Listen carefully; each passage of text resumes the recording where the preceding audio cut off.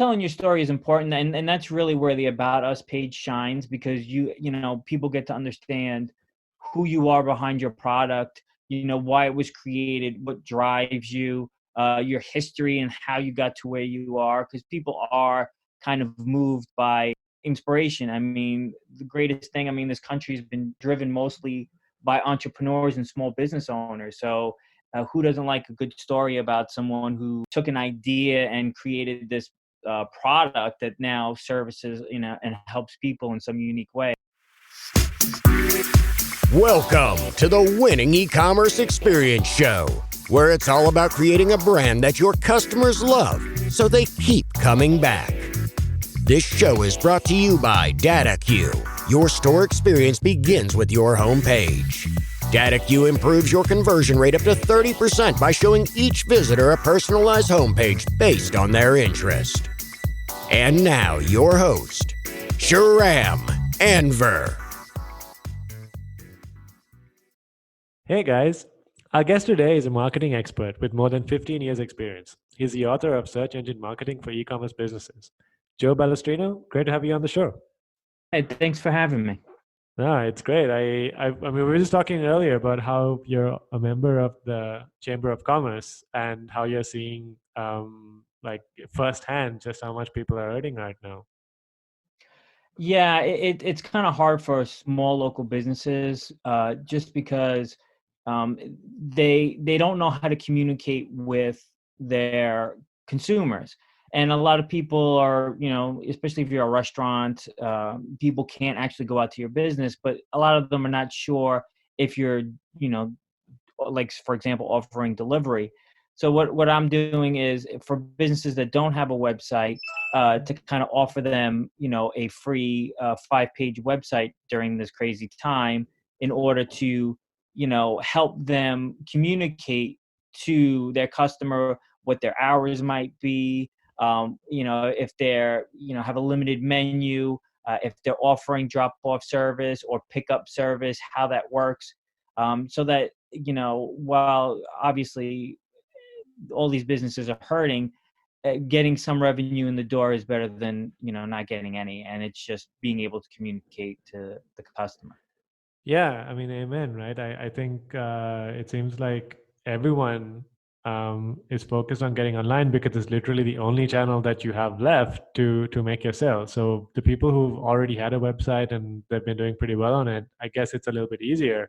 But for people who've never just touched the online channel at all, it's a whole bunch of stuff to learn before they can even get started on it. So it's really cool that you're doing this. Yeah, I think it's really helpful because it's something simple, and it doesn't take much of my time to create something small to kind of help these small businesses going.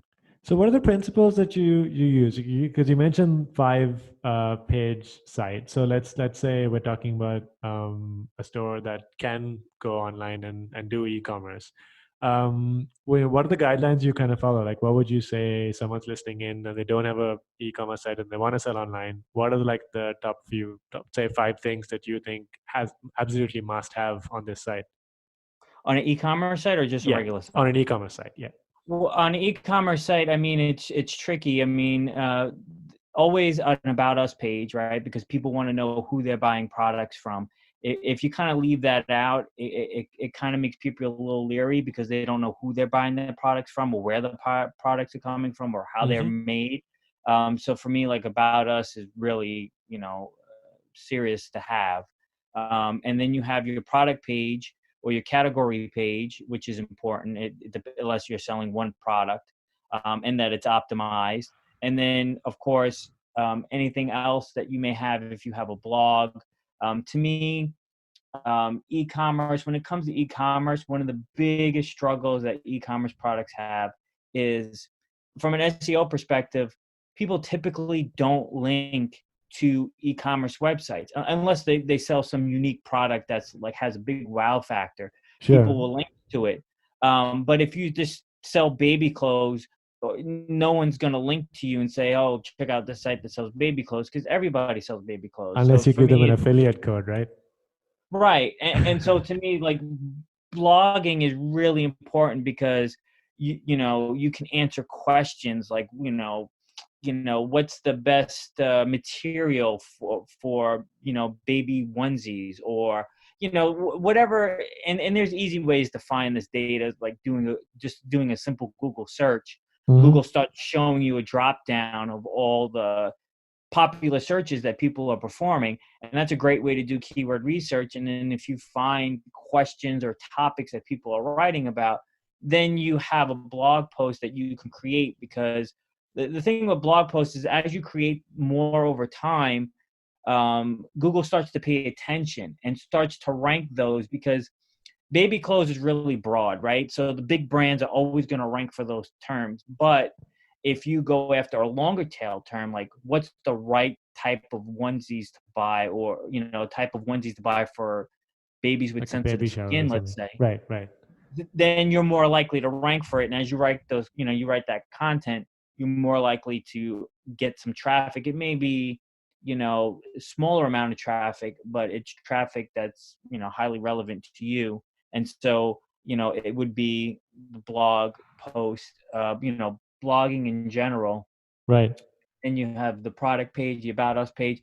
And then also, I mean, it may not seem like a big deal, but like a privacy policy page and a terms of service page are really important. Not just for users, but if you want to do Google Ads, for example, Mm-hmm. Google's going to look to see that you have those documents on your website, because that's part of what they look for when they decide that a site's going to be, able to advertise on the platform.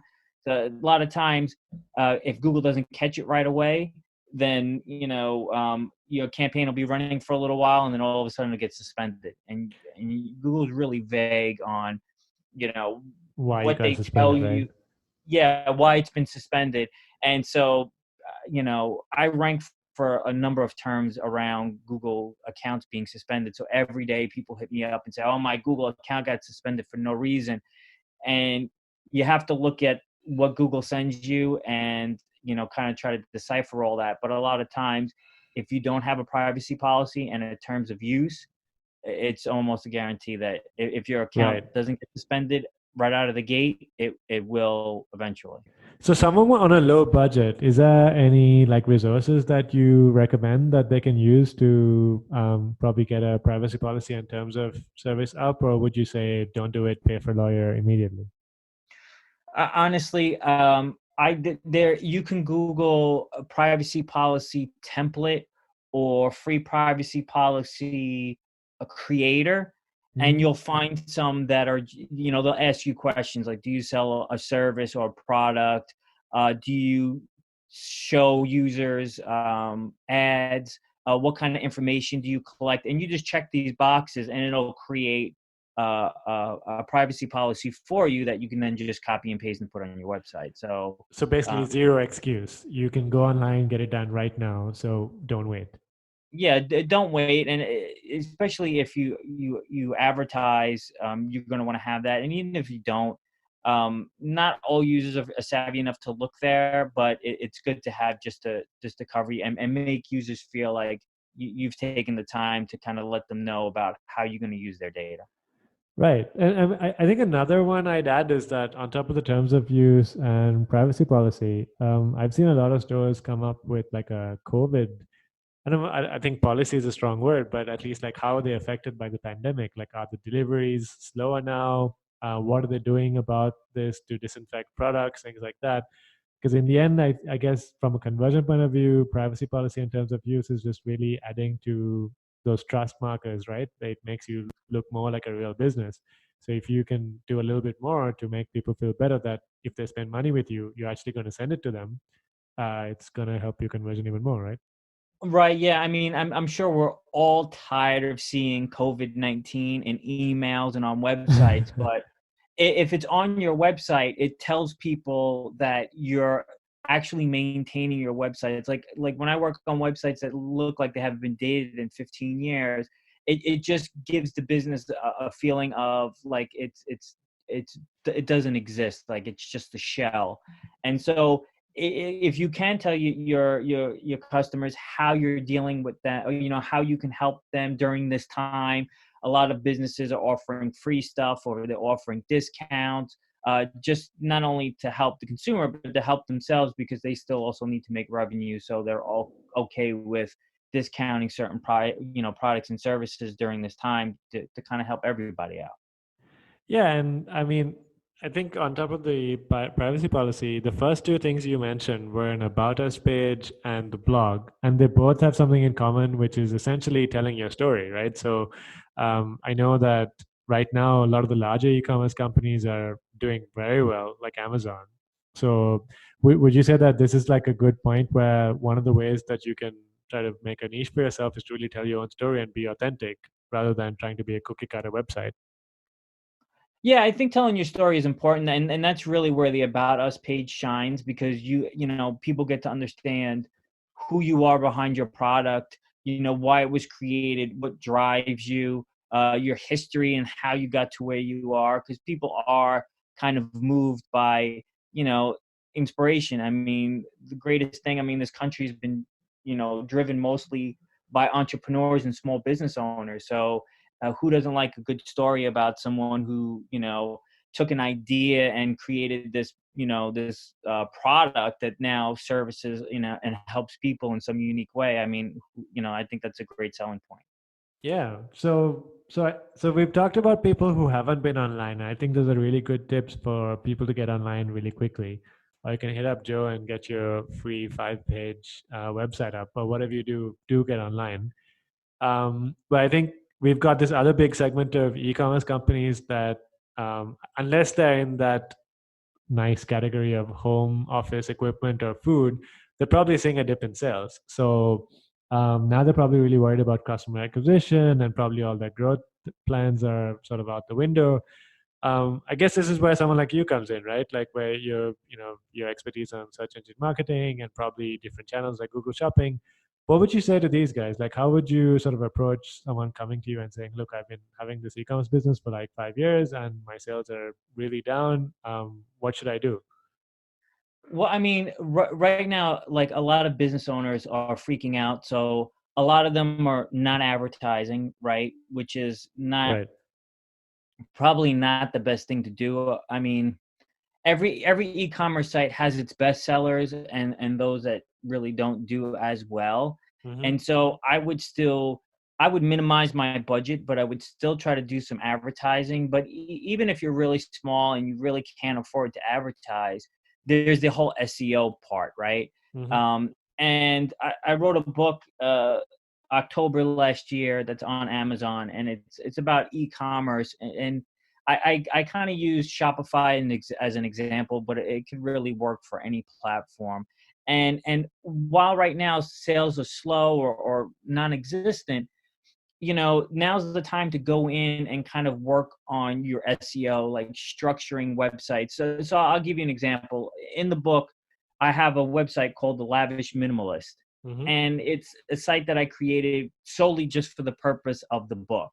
And so, for example, I sell men's wallets and watches and other men's, personal items. And so what a lot of people don't understand is if they sell men's wallets, they'll just put a section up, a category, and call it wallets, and that's it. But Mm-hmm. the reality is you're never going to rank for wallets. So naming a category a wallet is not going to bring you any traffic. But for my example, I have men's leather wallets, right, which is a little bit longer tail term. It's still kind of competitive, but then I've broken out the wallets into different types of wallets as well as different types of materials. So I have a leather men's trifold wallet section. Now those are more keywords. I'm more likely to rank for those, and if somebody comes up on that category page, all they're going to see are those types of wallets. So my chances of conversion are really high because I'm very specific. And then what a lot of e-commerce That's a great point. websites, well, yeah, and what a lot of smaller websites don't take advantage of, that bigger e-commerce sites totally ignore, is optimizing on the product level. So if I have, 4 different trifold men's leather wallets, I'll try to add those keywords in there. If it's brown, I'll throw the color in there. Men's brown trifold leather wallet. and then the description of the product. And here's where people get caught. If you're using the same product title and the same product description as the manufacturer, guess what? Right. Every other site that's selling that product is using the same thing, right? If Amazon's using the same thing, Amazon's going to rank for it. Yeah. And the way Google works is Google looks at all of this and it sees all these duplicate, descriptions and titles, and Google filters it out, because the way Google makes money is if everybody had the same product title and the same product description in Google on the first page, it would make the first page results really boring and it would make nothing different than the other. So if you take the opportunity to optimize your titles to be a little bit more specific and you write a custom description for each product. So if I'm talking about a men's brown leather wallet, for example, then my description would say, check out this, men's leather wallet, comes in brown. It's made out of X, whatever material, or it was, made in this location, something that's a little bit more unique so that, Google can, Google can see that it's a little bit. Yeah, exactly. Yeah, I think that's great. That's really good. So basically, think about the keywords and try to be as long tail as possible. Is that a fair assessment? And then and keep it as unique as possible. And it's time consuming. I know it's time consuming, but if you look in the book, I rank for a lot of terms that are around those longer tail terms, and I don't promote the site at all. And I get a couple of orders a week, not doing anything. And I have to look, many of them I just refund just because, it's a drop ship site. I don't really have the products, in stock. And this was kind of a test for the book. So if you take the time to put the effort into making things more unique and grouping things for your, even if you're doing paid search. So if you were advertising on men's trifold leather wallets or men's leather wallets, you wouldn't send them to a homepage that has all different kinds of products. And you wouldn't even send them to a page that had all different kinds of wallets, because if you're bidding on a keyword, men's trifold leather wallet, and there's bifold and trifold and minimalist wallets and wallets made out of different materials, the user's not going to see what they want because they only want to see that. Because if you're bidding on that term, you know exactly what they're going to come in on.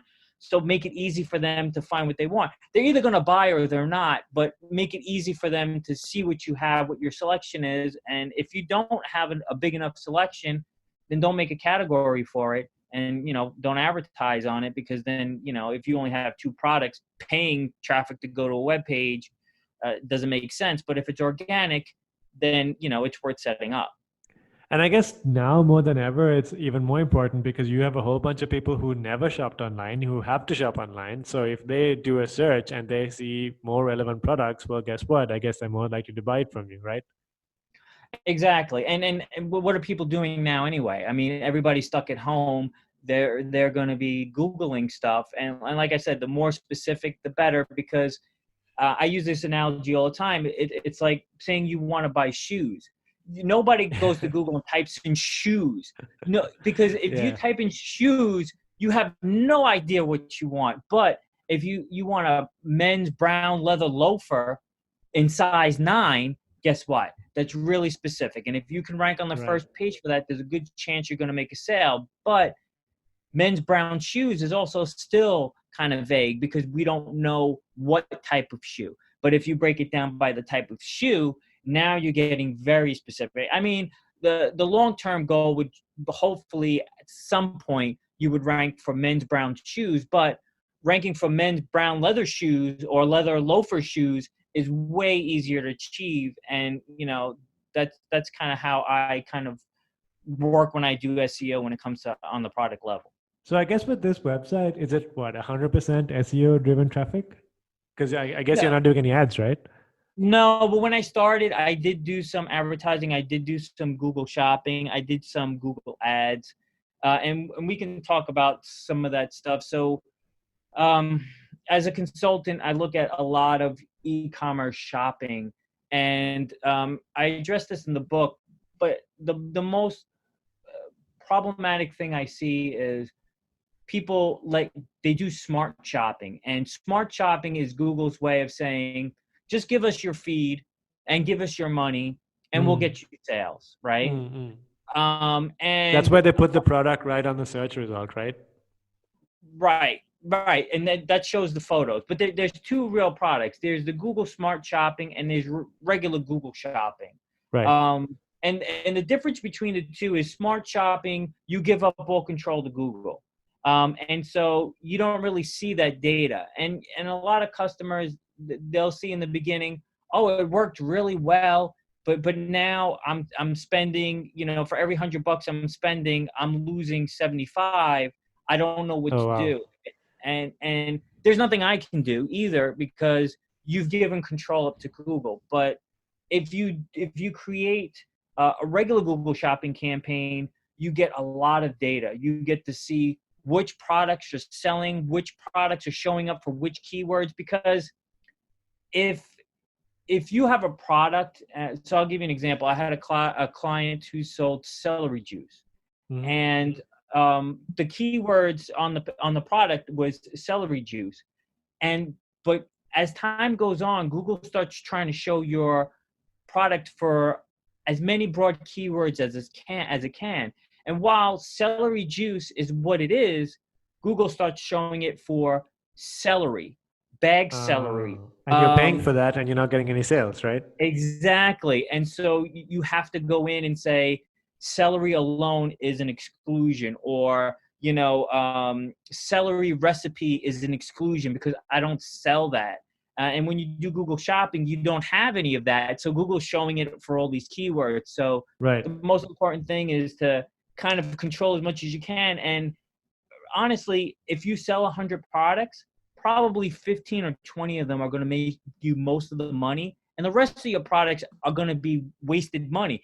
Not to say that they won't bring you revenue, but for Google Shopping purposes, it won't. And so what I usually do is I look at see which products are converting the highest, right? I like to see for every dollar my client spends, they make 3. So if it's making less than 3, then I pause the product, or I add a lot of negative keywords. I'll go in there and see what the product's ranking for, and I'll do my work there, my magic, however you want to call it.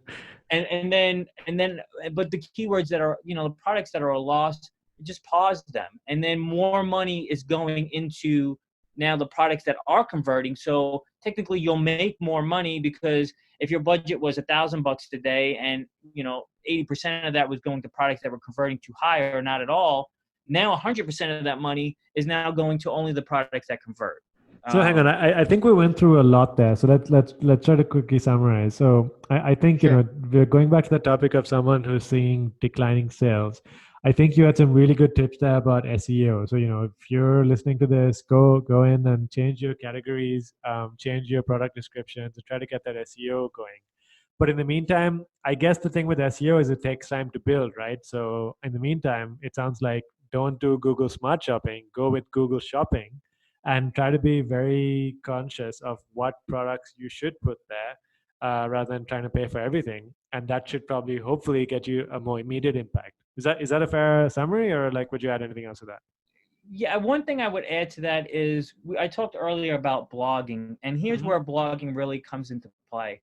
If you have a unique product, or even if you don't, if you have a unique product, you have more of an uphill battle, because people aren't searching for it because it's a unique product. So you have to do blogging to essentially get people who are searching questions that your product solves, right? Right. So if they don't know it exists, if they didn't, I can't think of anything right now. But I mean, you can use my example. We're exactly there. So we're doing personalization, and this is something we're thinking about a lot, because nobody's really searching for how to do this. So we're actually low on the awareness ladder. So I know exactly what you're talking about. You have to find out other questions which people are asking, which may be solved by your product, right? Exactly. And in my case with the wallets, I could write a blog post about, the best trifold leather wallets for men, or the best leather wallet gifts for men, or something like that. And then you can't create a 350 word article and think it's going to rank. If it's, think about your top 5 wallets, write about each wallet, why each wallet is unique and why would make a great gift. It would probably turn out to be 800 words, 1,000 words. Maybe you make a video showing each individual wallet. The more robust the content is, the more likely Google is going to like it, and the more likely people are going to link to it.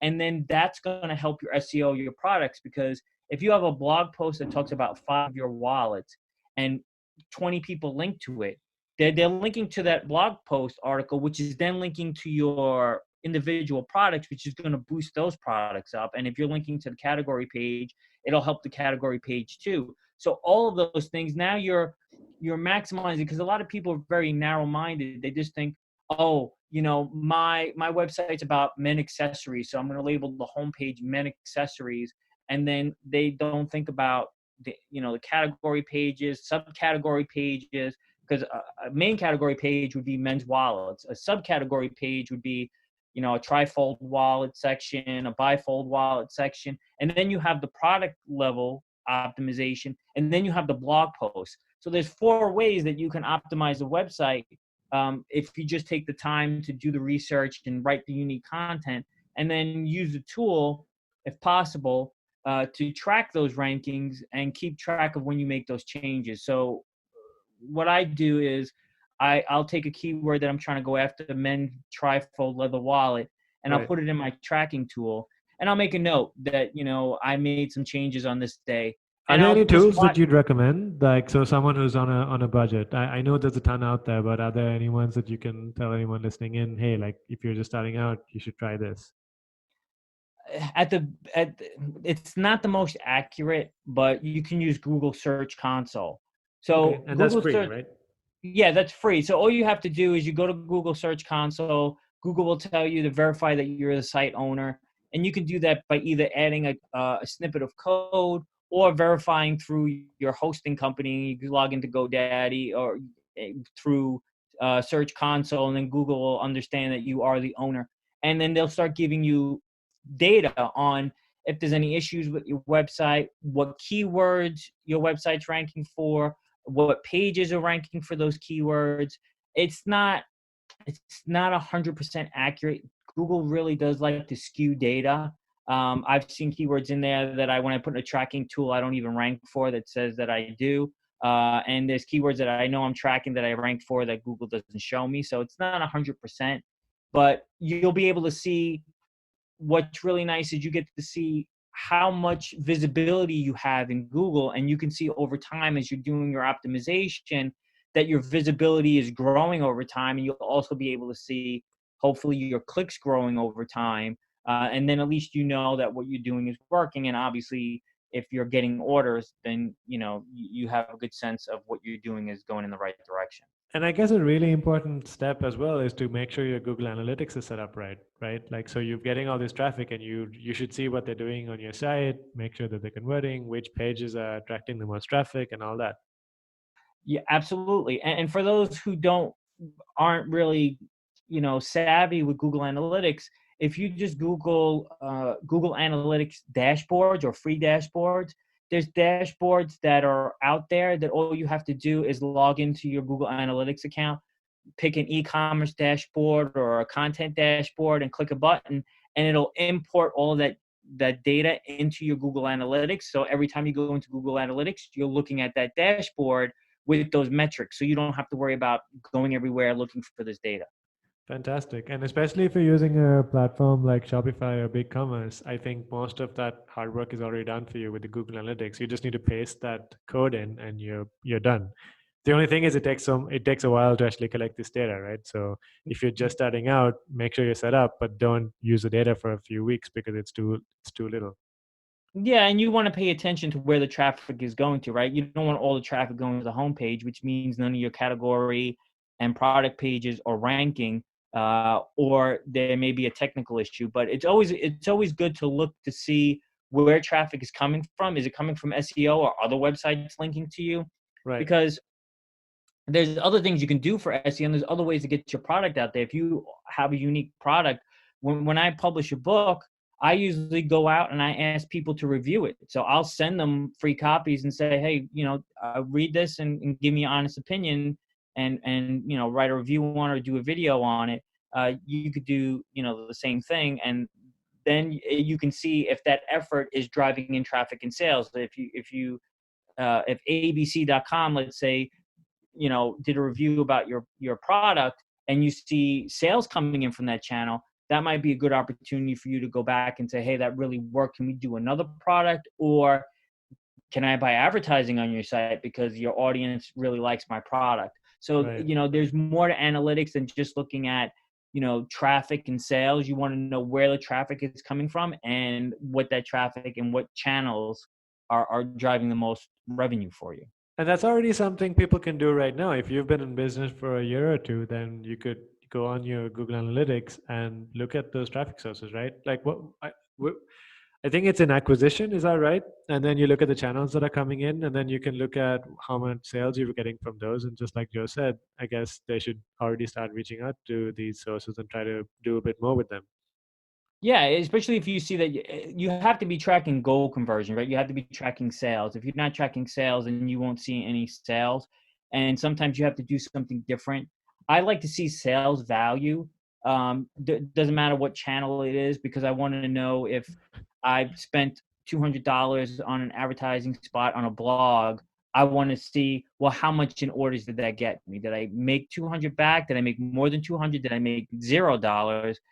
So that I can have a plan going forward of what works and what doesn't work. Same thing with the content. If I write a blog post about comparing two different types of products, does that get me more business than if I write just one big product review? So, and that reminds me, one really important thing that I don't see enough of is product reviews on actual product pages, right? If you Because that's just Google more content for Google to look at, right? well, it helps in a couple of ways, right? If your site is unknown and nobody knows you, you have to have some kind of social signal. Like, how do people know that your business is legitimate? And there's a couple of ways that you do that, right? You do that by, if you have any affiliations or your clients are well-known clients that everyone knows. But usually nowadays, people look for reviews. And, my site uses, I was drop shipping using AliExpress. And I use this app that lets me pull in reviews from AliExpress, so that all my products, not only do they have reviews, but they're marked up with what we call schema. And schema is what allows those star reviews to show up in search results. And if you're ranking number 4, let's say, for a key phrase that you're trying to target, but your product has a star review and everyone else doesn't, you're more likely to get that click because your product stands out because it's got that schema markup. And also, when people come to a website, nobody ever wants to be the first to buy anything. So if you do have product reviews, even if they're, and I don't want to say this out of give people the wrong impression, but if I have a product that's being sold by the manufacturer and the manufacturer has reviews about the product, I may borrow some of those reviews and put them on my site. Not that they're fake reviews, but they're reviews from other people who review the product. And so to give people a sense that, this product has been reviewed, somebody has used it, and somebody has liked it, versus, creating fake reviews just for the sake of creating fake reviews. That's not a good business practice, and Google doesn't like that either. And I guess you'll be found out pretty quick, and then that's going to be even worse for your brand. Anyone can post to your site and say anything they want about it. Right. And then there's ways to kind of help people. Like, after they buy a product, you can follow up with an email and say, thank you for purchasing, our product. If you wouldn't mind, could you please review our product? And some people will offer, a discount off their next order or something to motivate them to leave a review. But I don't see enough e-commerce sites do that. It's like, once they get the sale, they don't do anything after that. But there's a lot of opportunity once you get the sale, because now you have that connection with the person and you have their trust enough for them to buy the product, and that can work in favor. I mean, the funny thing is, though, that everything we've talked about so far isn't crazy. It's not something totally new because of this pandemic. Like if we had this conversation a year ago, I bet we'd be talking about the same thing. So really what we're saying is if you've got, lower sales, focus on your fundamentals, right? There's so much more things that you can do to improve without worrying just about the pandemic.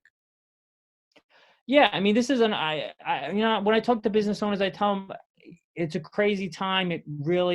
It's hard on a lot of business, but this is an opportunity. If you're really busy most of the time with your job, if this is your side hustle, instead of sitting on your hands doing nothing, now's the opportunity while you have the time to kind of get this up, because this is a labor intensive thing, especially if you Yeah. have more than 10 products, you have 20, 100 products. It's going to take you a long time to do it, but you have the time now to do it so that when you are up and running, you're in a better place, because obviously SEO is going to take some time to kick in, but you start the process now so that later on you reap the rewards of that.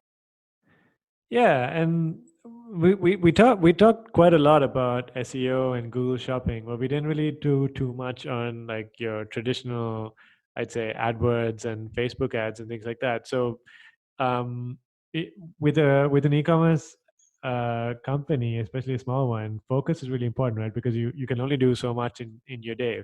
Would you say that, look, if you are like stuck in this and you're seeing declining sales, don't worry too much about social and all this other stuff, just focus on your SEO and your Google Shopping?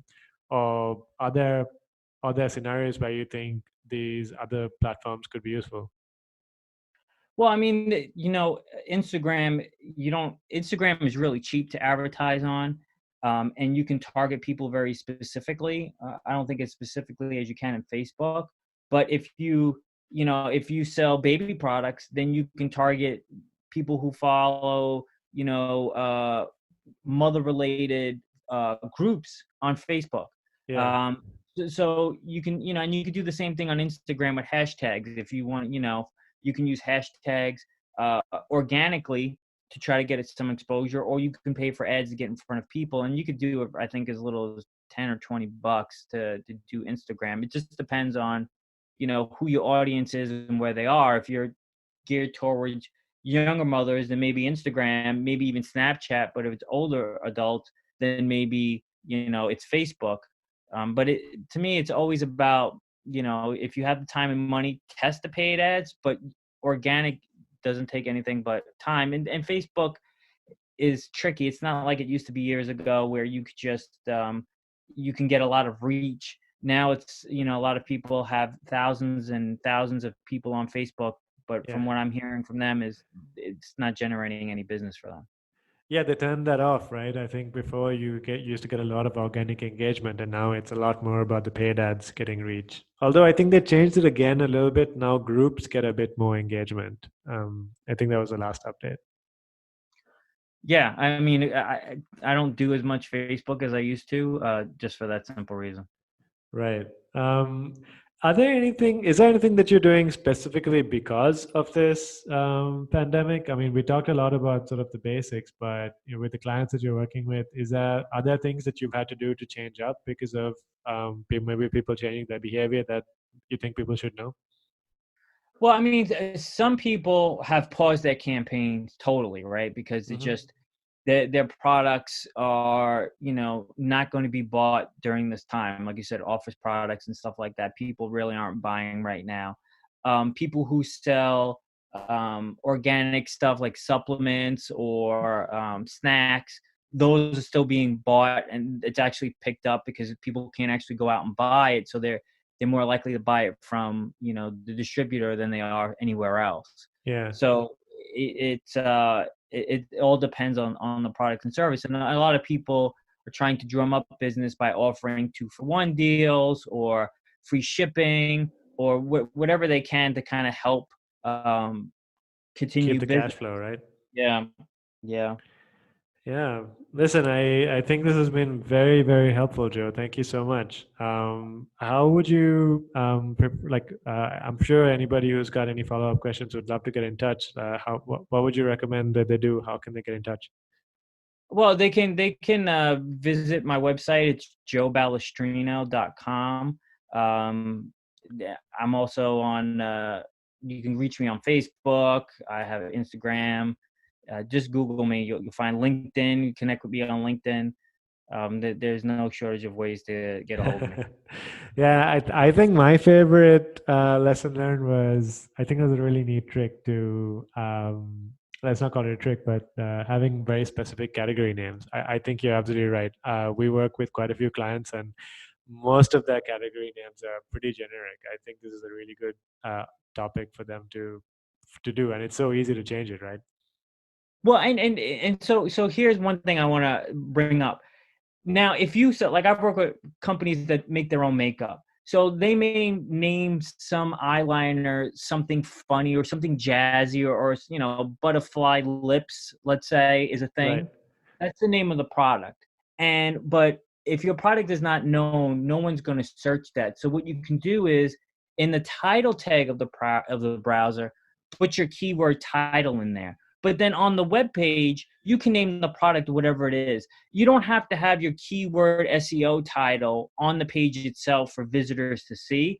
It could be whatever the product name is, but in the title tag of the product could be your SEO title. So if it was, women's red lip balm, let's say, but it's called, something else, the product name is something else. Rose lips.